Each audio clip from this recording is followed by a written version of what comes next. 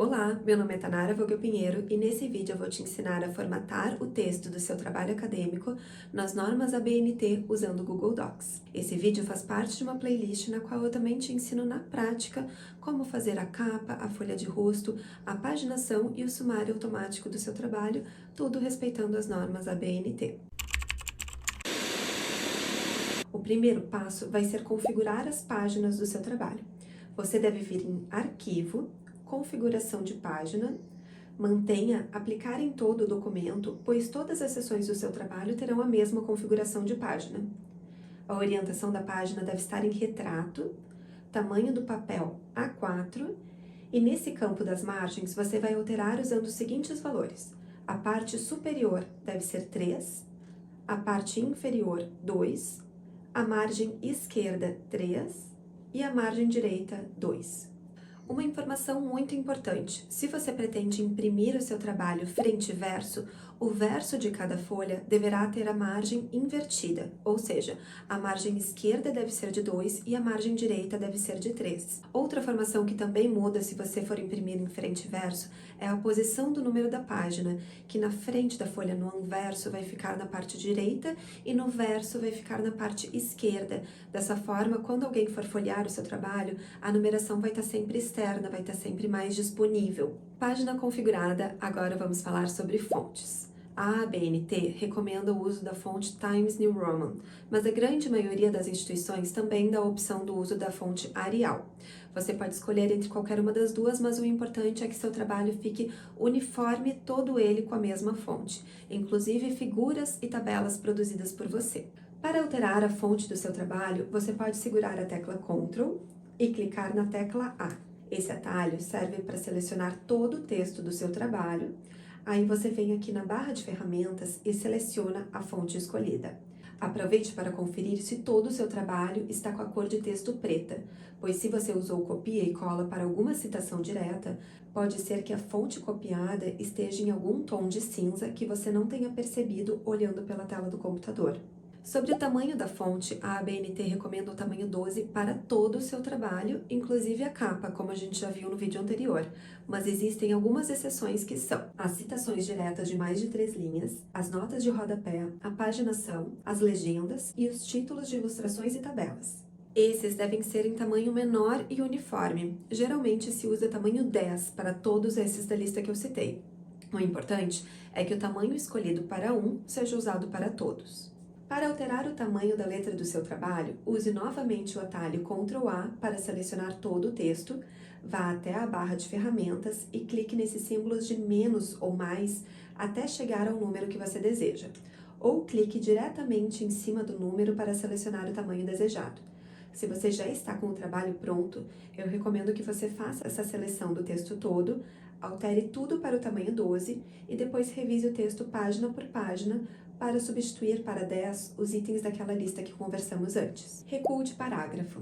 A primeira linha de cada parágrafo da parte textual, ou seja, introdução, desenvolvimento e considerações finais, deve ter um recuo de 1,5 centímetros. Para configurar esse recuo, selecione todo o texto das páginas textuais, venha em Formatar, Alinhar e Recuar, Opções de Recuo. Neste campo de recuo especial, selecione primeira linha e digite 1.5, Aplicar. Uma observação: não se utiliza esse recuo de primeira linha para iniciar parágrafos de citações diretas longas, ou seja, aquelas de mais de 3 linhas. Falando nelas, as citações diretas longas, então que ultrapassarem 3 linhas, devem seguir a seguinte formatação: devem formar um parágrafo independente, sem aspas, sem recuo de primeira linha, sem itálico ou negrito, devem estar a 4 centímetros da margem esquerda, separada do parágrafo anterior e do parágrafo posterior por uma linha em branco e com uma letra menor, geralmente tamanho 10. A entrelinha do texto dessa citação direta longa é simples, ou seja, 1. Para configurar esse recuo de 4 centímetros, você pode selecionar o texto da citação direta, vir em Formatar, Alinhar e Recuar, Opções de Recuo e, em recuo esquerdo, colocar 4, Aplicar. Todo o trabalho deve estar alinhado à esquerda e à direita. Tanto para artigos quanto para monografia, os títulos de sessões também devem estar justificados à esquerda e à direita. E falando em títulos de sessão, que são aquelas divisões principais do texto de introdução, métodos, resultados, considerações finais, discussão, esses devem ser grifados em números inteiros a partir de 1. As subseções de um capítulo, ou seções secundárias e terciárias, como a BNT chama, elas devem repetir o número da seção, seguido por um ponto e depois números sequenciais. Uma informação importante é que deve ter ponto entre os números, mas não entre o número e o título daquela seção ou subseção, que devem estar separados apenas por um espaço. Os títulos das seções primária, secundária e terciária devem ser diferenciados de forma hierárquica pela tipografia, ou seja, você pode usar recursos de, nas seções principais, usar letra maiúscula, caixa alta, com negrito. Aí, nas seções secundárias, você tira a caixa alta. Nas seções terciárias, você tira o negrito e assim por diante. Então, a BNT ela te dá uma liberdade de você escolher quais recursos você vai querer usar para destacar esses títulos, desde que eles estejam de forma hierárquica pela tipografia. Então, os títulos principais, eles devem ser mais chamativos. Todos vão ter letra 12, como a gente conversou, mas você vai usar a caixa alta, vai usar o negrito, vai usar o itálico, esses recursos para chamar a atenção e mostrar para o leitor qual é a hierarquia dos seus títulos. As seções principais, aquelas que têm um número inteiro de 1, 2, 3, 4, devem sempre começar em uma nova lauda, ou seja, em uma nova folha. As seções subsequentes, aquelas 1.1, 2.3 e assim por diante, elas podem seguir na mesma lauda, na mesma folha, desde que tenha espaço suficiente para o título e para as primeiras linhas daquele texto. Se só couber o título e não couber nenhuma linha do texto daquela seção, passe o título também para a próxima página.